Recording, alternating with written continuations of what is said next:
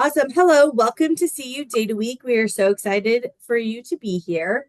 This is we're going to be talking about ggplot today in R with Matt. So working on some data visualization.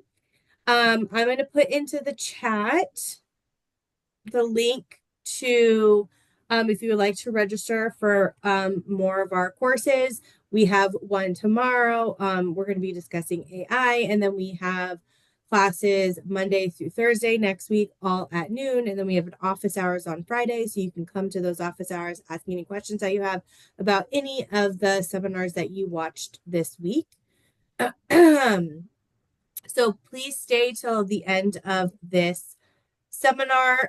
We will be giving out, I'll be putting in the chat an attendance survey.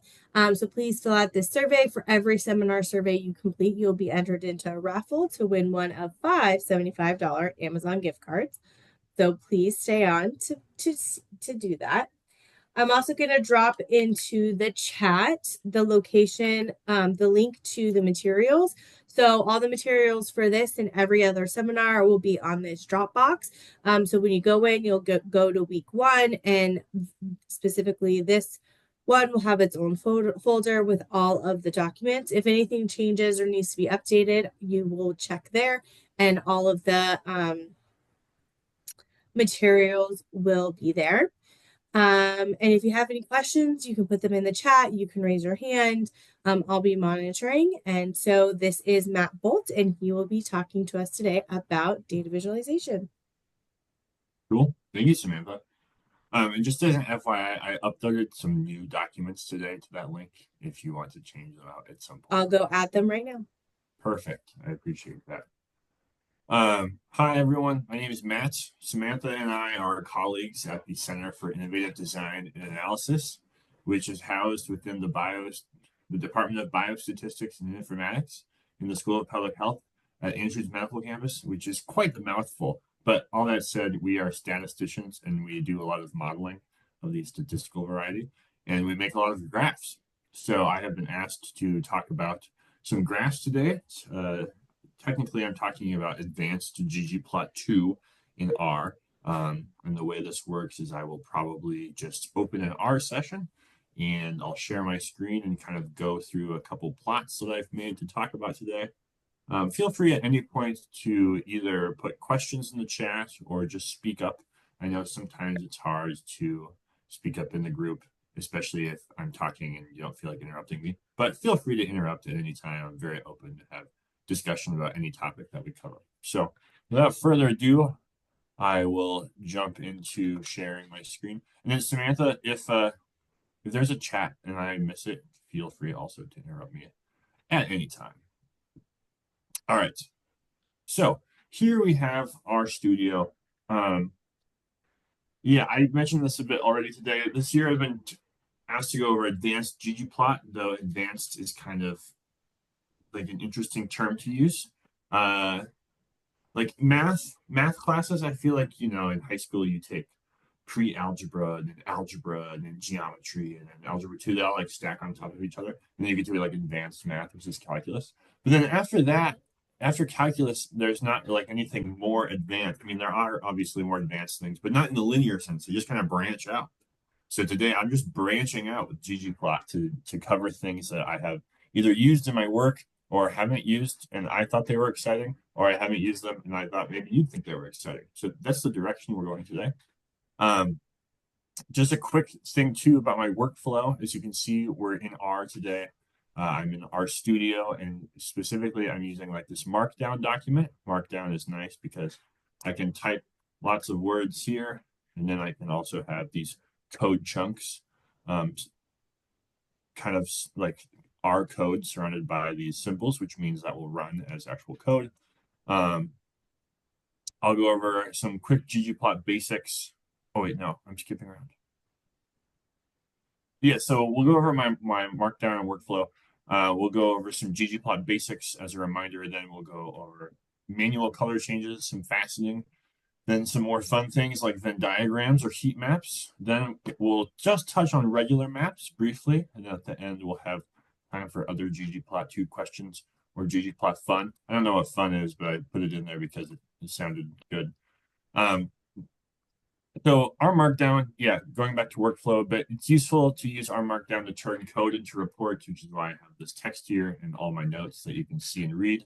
When I am going through this, all the plots are going to be showing up in the plots section over here, or the viewer.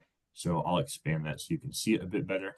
And when I am running things, a lot of the time in R Markdown, I'm just clicking on it and then using the keyboard to control enter. So if you wonder how something appeared, it's because I'm using the keyboard back here. All right, we'll do a quick review of some ggplot basics. First, I think before we get ahead of ourselves, I'm going to review the data set that we'll use for a lot of this class. MT cars is a classic data set that every R user knows and loves because there are lots of examples. This is a data set from some year. Let's look it up. Oh, that's not the right thing. All right, so this is a data set from 1974. The Motor Trend US magazine collected this information about cars and gave it to R, and now we can use it. So if we look at the top couple rows of this MT cars data set, we have the Mazda RX-4, which apparently was a car they manufactured back in 1974. And we see that this car, 21 miles per gallon, it's a six-cylinder engine. It has some displacement value. I'm not really a car person, so I don't know what displacement means. It has horsepower. It has DRAT, which is the rear axle ratio, also something we won't cover today. It has a bunch of variables, right? And there's a bunch of cars with a bunch of variables. So that's what we'll be working with. As a quick refresher of some more basic ggplot things, just to make sure we're all on the same page going into the rest of this presentation. Right here, we have, it's not necessarily a basic map, but it has a lot of components I want us to touch on before jumping into the advanced stuff, if you can call it that. And we'll go line by line through this code. What we're doing in line 51, we're calling ggplots. We're making a new plotting object. We're using the data set MT cars.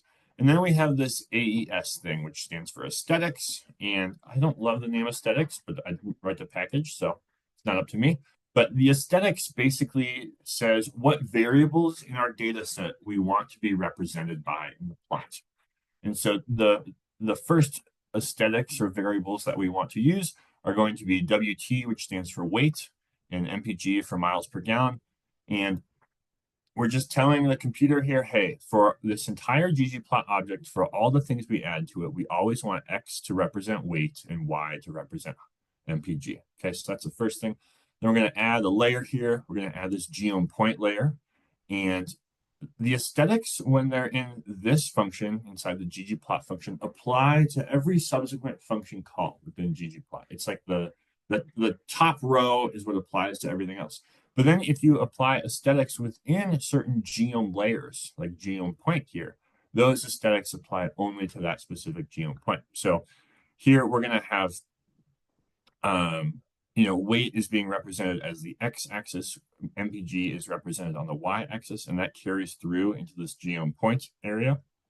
But in addition to those, we're also adding cylinder. We want that to be represented by color, and because cylinder is like 4, 6, or 8, I'm pretty sure.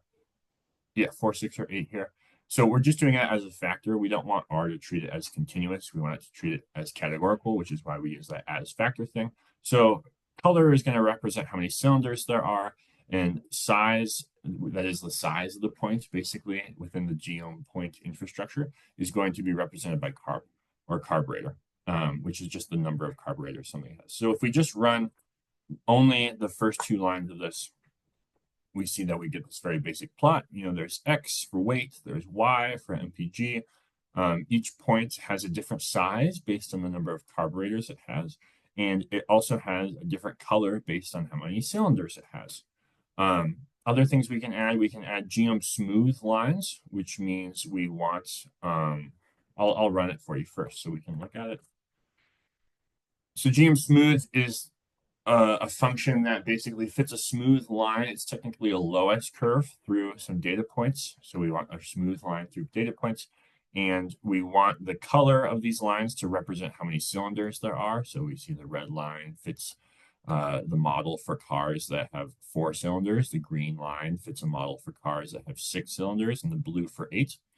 And then the group is an interesting variable, but it tells us how we want to group all our data points together. So in this circumstance, the cylinder is how we're grouping things. We're making three groups for three cylinder things, and that's what we're fitting the line through. That's why we're fitting three lines, is because we have three group options.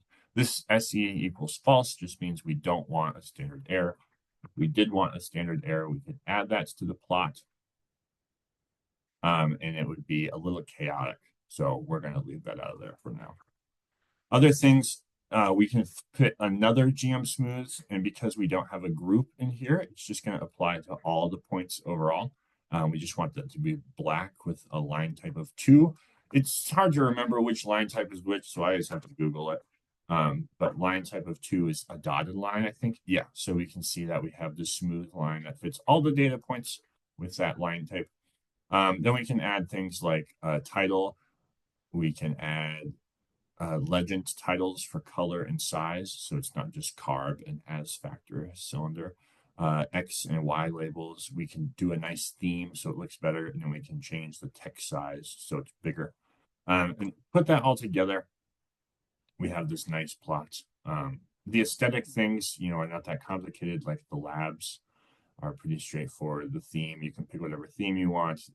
This I always have to Google because I can never remember the right words, but it just makes everything bigger. So that's my quick review, as it were, of basic ggplot. Importantly, I just want to remind everyone that these aesthetics in the first function apply to all the other functions in the ggplot call, but then aesthetics in subsequent functions only apply. So these aesthetics only apply specifically to geom point. And these aesthetics apply specifically only to this geom smooth. I know that's like a lot of stuff for a basic ggplot plot. And I have made it a little complicated just to look at all the subcomponents. I wouldn't necessarily suggest this is a manuscript ready figure. It's a little too busy. But with that in mind, does anyone have questions about how aesthetics work so far, or how these layers work so far? Anything we want to cover before we get into the other material?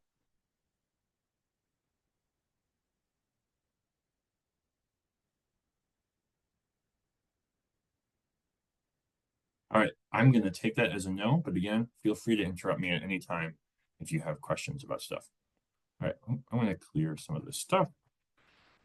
Okay, so that was a very complicated introduction.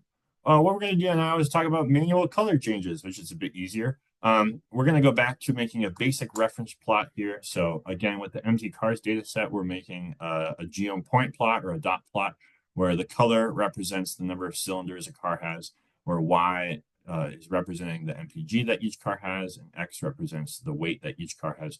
So we see the trend is, unsurprisingly, that as your weight increases, your mile per gallon goes down. This was true in 1974. It's probably pretty true now. The heavier you get, the less fuel efficient you are. So these are the default colors that R provides. The color palette, I think, is picked for a variety of aesthetic reasons, but if you didn't want the default R colors, you can pick them yourself, which is kind of nice. So these 4 lines here, these 2 lines are basically identical to these 2 lines of code here. But what we're doing is we can add this other function called scale color manual, which, if color is being used as an aesthetic in any layer above, scale color manual will change the default colors that are used in the color aesthetic. So our values that we're picking are these really awful looking names with hashtags and numbers and letters. What these represent are, I have forgotten the name of it entirely, but it's a way for computers to understand and represent colors. And conveniently, in my version of RStudio, the are they hex codes? Yeah, I think that's what they're called. The hex codes light up as exactly what you want them to be. So it's nice to see that when we run this, my 3 groups kind of match the 3 colors I kind of picked. Not only can you use hexadecimal colors to pick colors in R, which are nice because they're very specific, but also a bit annoying. But R also has a bunch of actual colors written in. So I just commented out this old line of code, and we are adding this new line of code.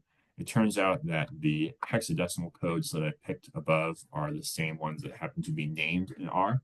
So it's nice that you can change color names using either the hex codes or the actual names. Um, and yeah, this plot is going to be the exact plot that we've seen before. If I go back and forth here, nothing's really changed. So that's the first thing is just changing colors manually. I really like this website, which I discovered yesterday, actually. I had another website I liked more, but then I was Googling around and found this. It's really helpful for doing colors in R, exactly as it's named. Um, yeah, there's an ad. Let's hide that. Um, Man, they have colors here that you can pick from, which are really nice. They have both the hexadecimal codes and the actual named color in R. So if you ever are looking for colors to make your plots more fun, you can just grab them from here. The other thing that I found that I really like at the bottom of the page here, way at the bottom, is color picker. And you can, instead of like trying a bunch of different colors in R and having to look up the hexadecimal code for each one or the named color, they have these example plots and you can pick different colors for the background maybe, or for the other backgrounds, the background, I guess, the margins and the data itself. These aren't necessarily colors I would suggest that you used in an academic publication. I think the lime green would throw me off, but it's a pretty cool tool to look at regardless. Let's go with more of a white here. So if you were looking at different combinations of, does my red stand out against my blue very well? Is that a nice combination? You could pick different things to see how they stand out with one another. I think blue and yellow is a better combination. Of course, there's lots of artistic reasons to pick certain colors. There's also certain colors you should avoid picking, like red and green together aren't great for people that have color blindness. And if you do a bunch of Googling about color, you can also find like good color palettes that look good for any number of colors that you might need. But if you do happen to be picking colors individually, this is a nice tool. All right. While I was thinking about color and preparing for this presentation, I was learning about color versus fill, and those things seem very similar. This plot we made here has a color, which is interesting. Um, and so I thought, what's the difference between color and fill? This is something that trips me up sometimes. I wonder if I should talk about it. So the plot, we're going to rerun it, the same plot we just made above. Actually, no, it's not the same plot we made above. It's a different example. Okay, so the plot we made above, we selected our colors with scale, color, manual. And I thought, what happens if I replace color here with fill? What if I use scale, fill, manual? And it turns out nothing happens at all. And it's because the dots or the points that appear with geom points don't have attributes for fill. They only have attributes for shape, um, which is kind of fun.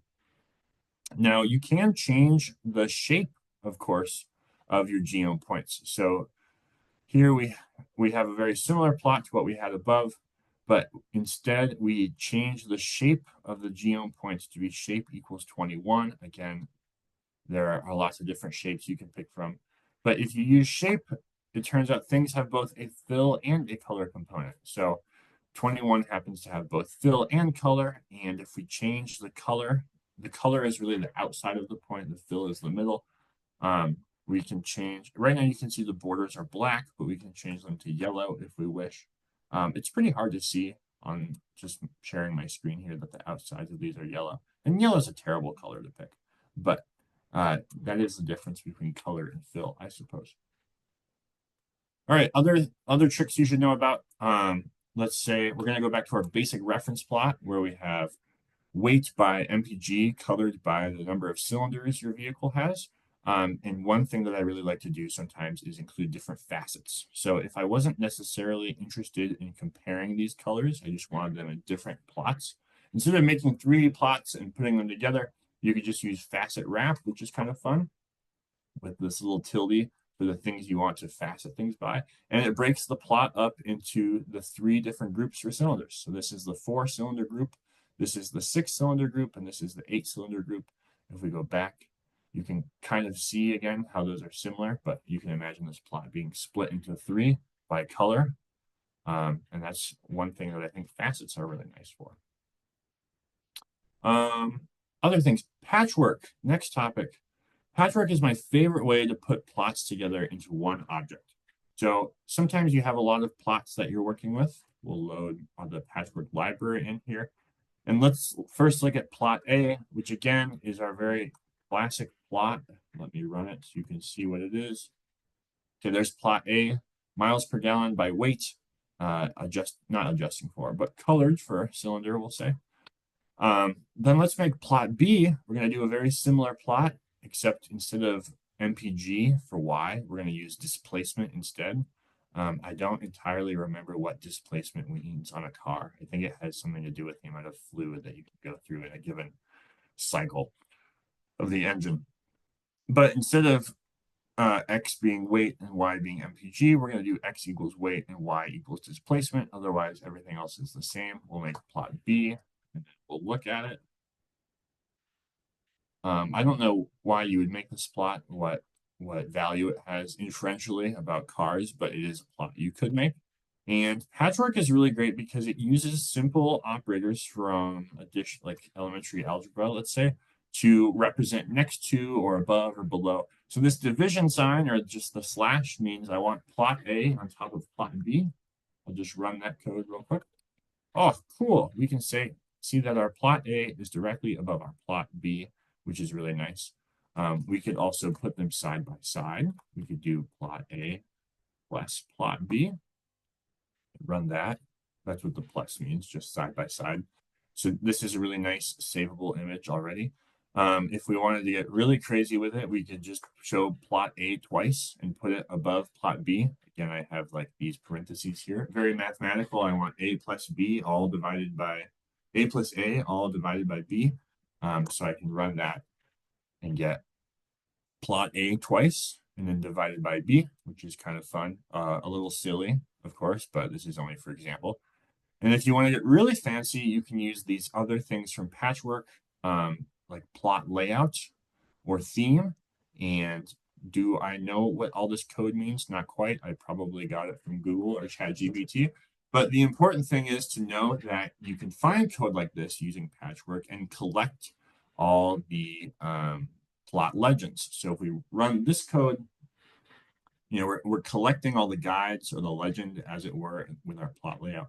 And then the theme we're adjusting is we want our legend position to be all the way to the right. And we see that we just get one plot legend now. It's all the way to the right. It's a legend for all three plots. Again, we're showing plot A twice for no reason other than just to demonstrate that we can. But I think this is a really cool way to put a lot of plots into one image. And then, of course, you could save this out and adjust the quality of the image, so on and so forth. I see there's some chat things. Yeah, I was just about to say the question, which I think is great, is there a way to label plot A and plot B? Um, there is. I do not remember off the top of my head how to do that. I could pull up Google and Google it in front of you if you really wanted me to, but I'm sure you're just as capable of that. I can Google it and put Okay. it up. Well, see, now I'm curious. Give me 1 second.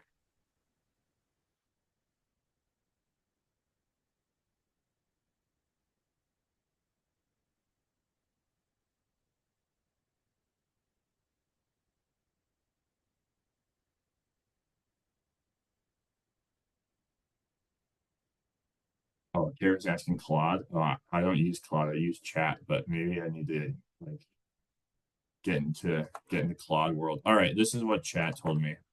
Can't believe I'm in the era where I'm. Oh, it gave me an error. Classic. Maybe Claude will do something better. Do you need instead of plus an and after theme? Maybe you can try Yeah, that. try that. Mm, Wow, Samantha outcodes ChatGPT on her first go. Kara, I also have heard that Claude is better with code than chat. I'm just too lazy to adjust to it. So yes, the answer is you can label plot A and B pretty easily, just like this. Uh, yeah, the power of large language models taking my job in real time, as it were. Yeah, obviously Samantha is the best option. Yeah, thank you, Samantha. Okay, All that to say, as we just demonstrated, you can get a lot of information from large language models when you have questions. But the important thing for you to take away from this is to remember the name of the library Patchwork. Or if you don't remember Patchwork, at least you know now that there's a package in R that you can add and divide by to put packages together. So that's that going forward. Okay, Venn diagrams. Venn diagrams are another fun thing to use. Venn diagrams require a special data format. Basically, you need two or more variables that are just vectors of true and false. So again, we think about our data.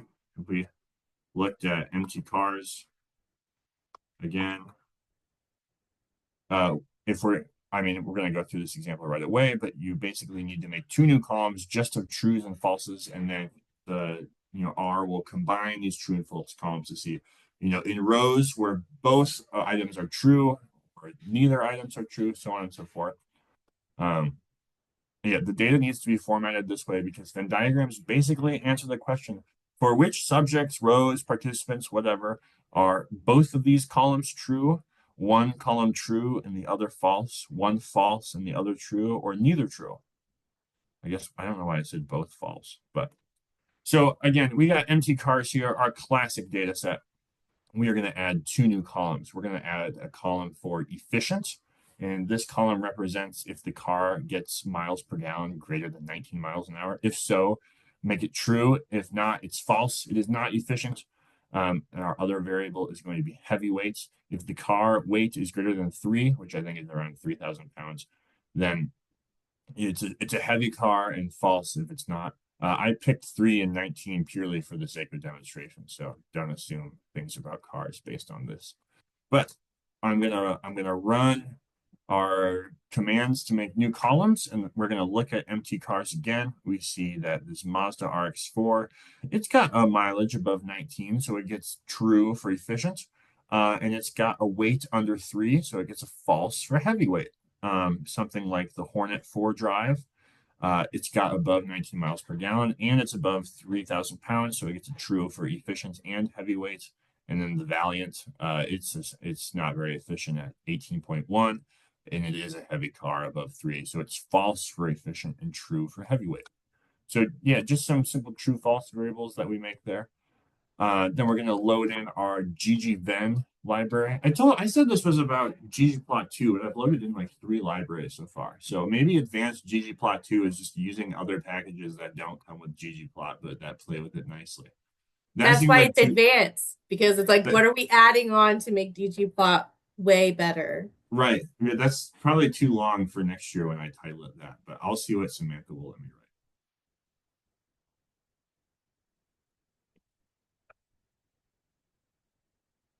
All right. So we've got ggplot2. We call our ggplot thing with our data set, our aesthetics. They're pretty simple. Our aesthetic A is going to be efficient, and B is going to be heavyweight. A and B, you may be like, A and B, that's not X and Y. I'm not used to these. It's just the circles. I'm pretty sure A is circle 1 and B is circle 2. And then from the ggven package, we're going to do geomven. Seems to sound pretty nice. So we'll run that, and we see that uh, there are 17 cars basically that are efficient. 12 of them are efficient and not heavyweight. 5 of them are efficient and heavyweight. And then the heavyweight cars, there are 20 of them, 5 of which are efficient. We can double check this too if we make a table. So with my empty cars data set, I want to make a table showing off both efficient and heavyweight. So we make that.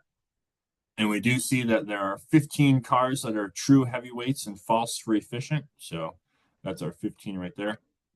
There are 12 cars that are not heavyweight but are efficient. So that's over there. And then our 5 cars that are both heavyweight and efficient. So they're in the middle. That's just a classic Venn diagram there. That's as good as it comes. The only thing to make it better is if we could pick some colors maybe that we like that aren't the default art colors. We already know about picking colors. We're going to pick Fire Brick 1 and Dodger Blue. We're going to make the text black. We're going to make the text a little bigger. And we're going to set our name size to be a bit bigger. I think that's the top here is the name size. Again, do I remember like fill color, text size, set name size? No, I don't remember that. Ask your favorite large language model for that. Oh, also theme void gets rid of the background, which is nice. That's a key thing to have. So here we have our nice little Venn diagram. If you are presenting something to someone about which patients are which sort of way, Venn diagrams are a really great way to do that. And now you know how. What happens if there's an entry that doesn't fit the sample space? And by sample space, meaning something that isn't efficient or heavyweight. In our table above, or this is below technically, there were 0 cars that were neither heavyweight nor false, or and I'm not sure about that one, but there were, yeah. So what happens if we get something there? We're going to change our MPG to 20, and we're going to leave our weight at 3. I'm just going to rerun all this stuff again. We just changed our MPG cutoff basically. And now we see the table. Now there's 1 car that is neither heavyweight nor efficient. Maybe it's just for looks. Who knows if it's not either of those things. But we're going to rerun. This time I've picked medium spring green and maroon 1 as a color. This does not look maroon 1 to me. This looks hot pink, like what you would have at a birthday party for a fourth grader, but that's okay. I'm going to run that, and we see that the cars that are heavyweight but not efficient show up there. The cars that are efficient but not heavyweight show up there. They show up here, and then they just kind of show up outside the circles too, which is a nice way to display that they don't fit in either of those categories. And then, of course, you can use more than 2 circles if you want. You can definitely use 3 circles. I'm not sure if you can use 4, so no one asked me that. If you want to try to use 4, then I'm assigning that as homework for you.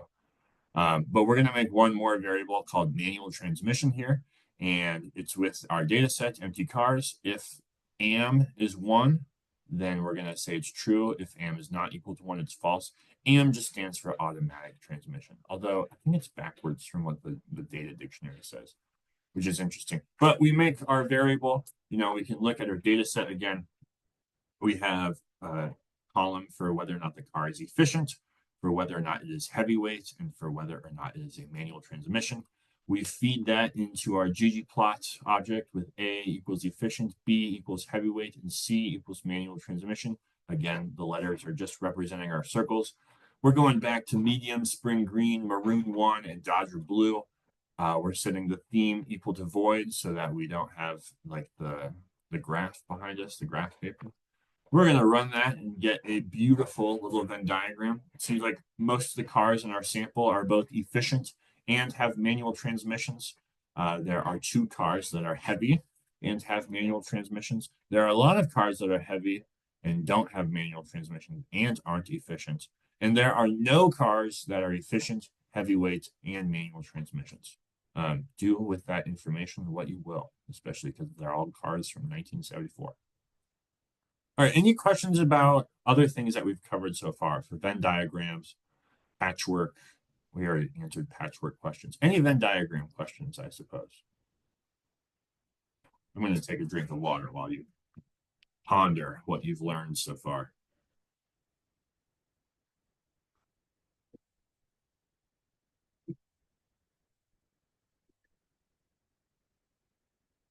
All right, no questions. We are on to heat maps. Heat maps are kind of fun. For heat map data, you need data with a certain structure. You need something to be represented by the x-axis. You need something to be represented by the y-axis, and you need something to be represented by the color. So you think about the heat map, there's ups and downs, lefts and rights, and then whatever is in the up, down, left, and right space has to have some sort of color to make the heat map. And then, of course, the trick for heat maps is you have to have a color value for every single combination of other variables. It's kind of hard to think about applications for heat maps until you come up on one, but I found one today. A good application might be maybe the number of customers you have in your store, given the time of day and what day of the week it is. It's pretty standard. I assume most stores are not that busy at 8 a.m. on a Monday, but maybe they're a lot more busy at noon on a Tuesday or something. So to prepare simply first for the heat map, which is most of the work, is we're going to make a data set that has every combination of an X value and a Y value. So we're going to pick days of the week and time of day. And I already talked about our application, so we'll keep going from there. First, let's make store visits. This is a data frame where we are saying that the day is Monday, Tuesday, Wednesday, Thursday, Friday, and we're going to repeat each of those 9 times. The reason I'm repeating them 9 times is because I'm assuming how many hours the store is open in the day. And then for the hours, we're going to pick 8 through 16. The reason I'm using the 24-hour clock is because I didn't want to have to deal with AM and PM and R. So I just wrote 8 to 16, which is roughly 8 to 4. Or I guess 8 to 5, but the 4 o'clock hour will count everyone from 4 to 4:59. So if we look at store visits real quick, we see the beginning of our data looks like the day. So it's all Mondays at first, and then 8, 9, 10, 11, 12, 13. And if we look at the tail, it's going to be all Fridays where we have 11, 12, 13, 14, and 15. I guess we can look at it slightly more for context. Right. So all our Monday data shows up Monday, 8 to 4. Then we have Tuesday, 8 to 4. Right, not quite, but you get the idea. So what we're going to do now, this part isn't necessarily too important to follow along to, but I'm going to make this variable called distance from noon. Remember, I'm generating this data. So we're just going to pretend things are busier at noon and not as busy later. And then we're going to generate this number for busyness based on the distance from noon that something is. And then we're going to generate some data that a random number basically to represent how many customers are there. Oh, what did I do? Unexpected symbol. Where is my unexpected symbol?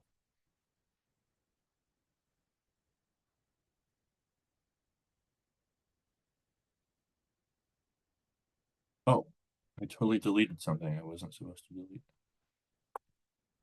Oh, okay. All right, thanks for your patience there. So what we have now is this data set where we have the day, like Monday, then we have Monday at 8 a.m., Monday at 9 a.m., Monday at 10 a.m.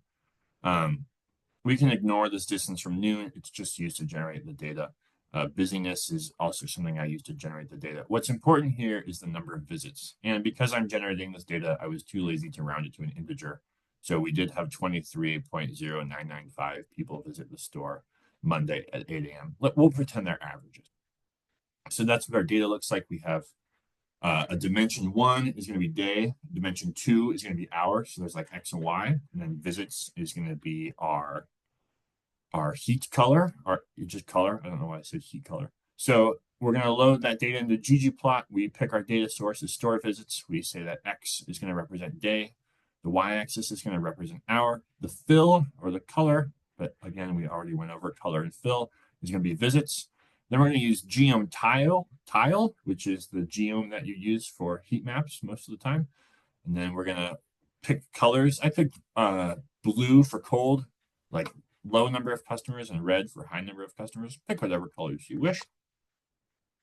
Now we have a little heat map, and we see that, oh no, the days are all out of order. All right, pretend the days are in order. Friday, there's no one there at 8 in the morning when they open, and there's progressively more customers till noon, and then the customers drop down again to like 4 p.m.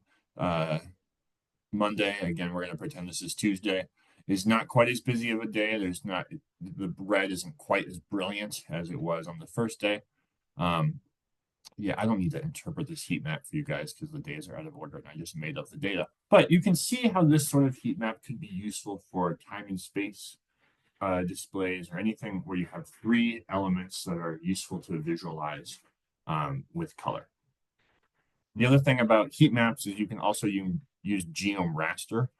Raster is some weird computer language to talk about images or computers or whatever it may be. Just know that if you're Googling or chatting with Chat or Gemini or Claude or whatever, if geom raster comes up, it has to do with computer graphics and digital photography. So that's what that means. Any questions about heat maps? Anyone have an application where they've used a heat map before? I've never had to actually make one for work. I'm curious if anyone has. I feel like genomics, maybe people do heat maps for different genes, like how expressed they are. But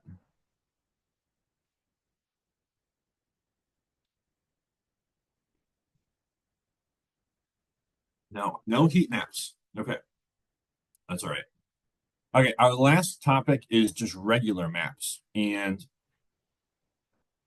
I'm not going to go too far into maps. I prepared this section last year because I thought it would be fun.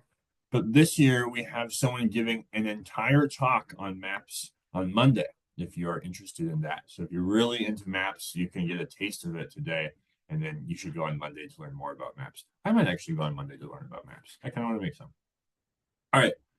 And I have never actually made a map for work. I just did some Googling around and found this website and it talked me through it. But we're all going to talk through it today instead of having to read, and it will be fun and we'll learn more about ggplot and maps. As a quick reminder, latitude means north and south distance from the equator, which is like the y-axis, and longitude is an east and west distance from Greenwich, England, which is kind of like x. Latitude and longitude get kind of weird because we live on a sphere and not a square, but we'll just pretend for the most part they make sense to be x and y for now. Also, I can never remember the difference between latitude and longitude. They're named too similarly. So hopefully some of my variables have labels on them like long X or lat Y, which help me remember how to conceptualize them. So as I said, maps are basically just lines on a standard Cartesian plane, again, assuming that the Earth isn't spherical or anything, each with an X and Y variable. And we're going to make a quick example data frame here. And what we have in our data are just a couple points. So our first point has a longitude of X and a latitude of Y. So again, that's like X and Y are equal to 0, 0 in our Cartesian plane, just right in the middle of the graph. Long 2x I'm using for a different example later, and you can also ignore order. Our second point is going to be 0, 1. So on the Cartesian plane, that's just, again, 0 right in the middle for the x-axis, and then up 1 point on the y-axis. Our third point is 1, 1. So we take one step over to the right on the x-axis and one step up on the y-axis. And then our last point is 1, 0. So our longitude or x-axis, we take one step over, and then we take 0 steps up. And also, if my hands are backwards on Zoom, my X and Y's are in the wrong direction, I apologize. All right, so we have our example data. We've looked at it, and what we can do with ggplot for the very most basic map is to use our example data set and use geom-polygon. And what geom-polygon does is it basically takes X and Y points and it plots them. And at the end of plotting them, it just draws a line around all of them. And then it colors in the area that the lines made. So in our case, we're going to draw a square and fill in the square. Ta-da! So our points are our four corners. We plotted 0, 0 here, right in the bottom left corner, then 0, 1 in the top left corner, 1, 1 in the top right corner, and 1, 0 in the bottom right corner. And we have made quite potentially the most boring map of all time, which is just a big black square.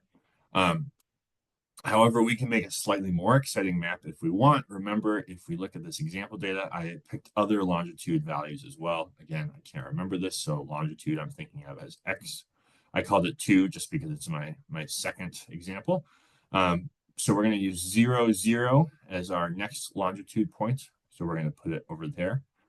Then we're going to use 0 longitude and 0.25. Oh, sorry, no. We're not using these longitude at all. We're using latitude.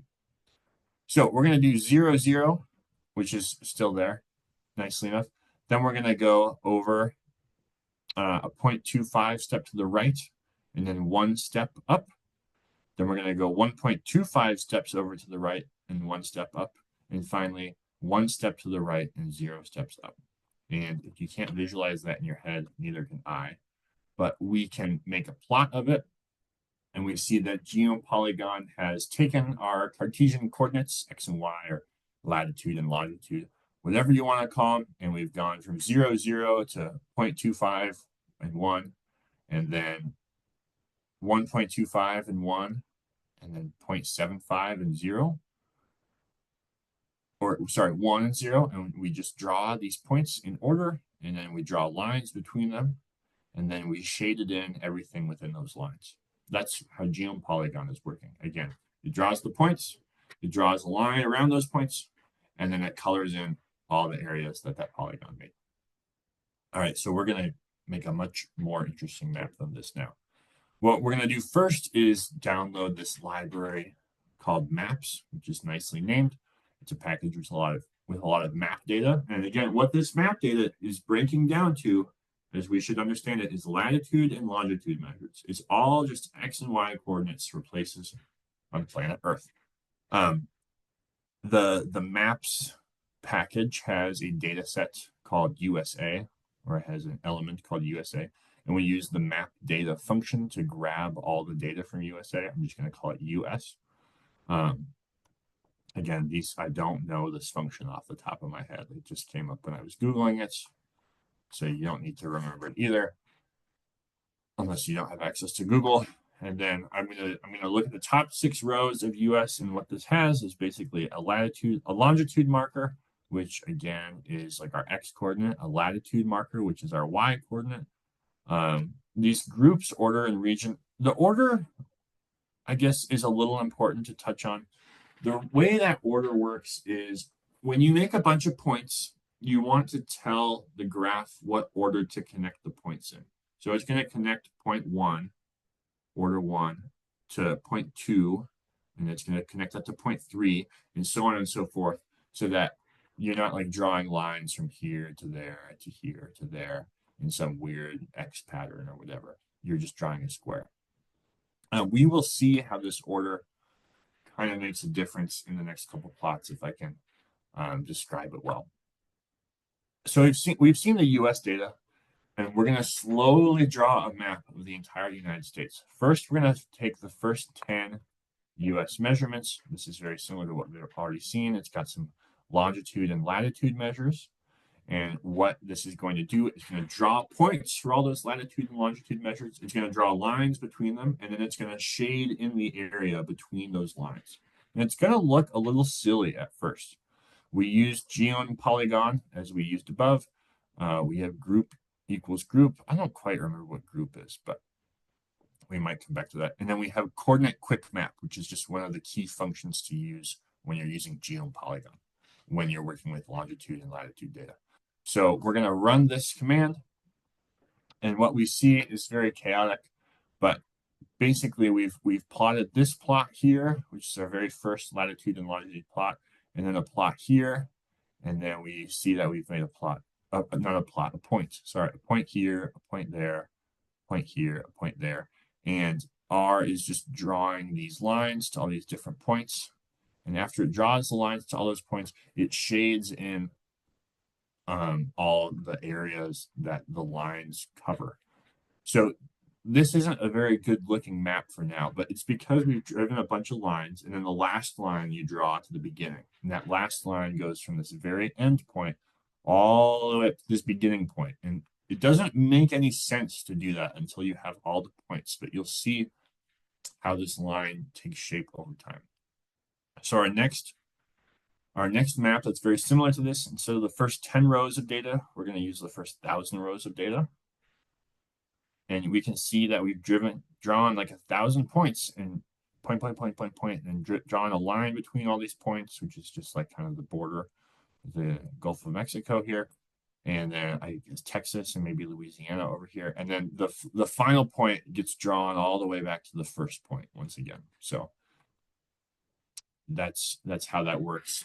Again, we're drawing points, and we're drawing a line back to the first point and then shading the area, which looks silly at first. It looked very silly when there were only 10 points.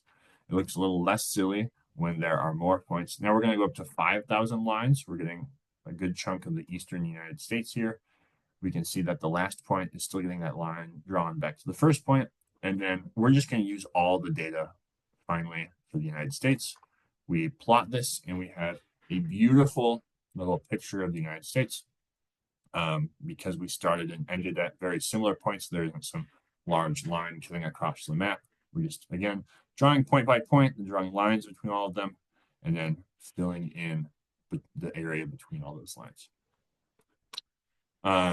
Of course, once you have your map, you can do all sorts of fun things. We're going to make some data called geodata. I just looked up some latitude and longitude of cities that were far enough apart that they wouldn't get in each other's way and were slightly different size. So I picked Denver, Phoenix, and Nashville um, with their equivalent latitude and longitude measures. I gave them the size variable, which basically just says how big their population is.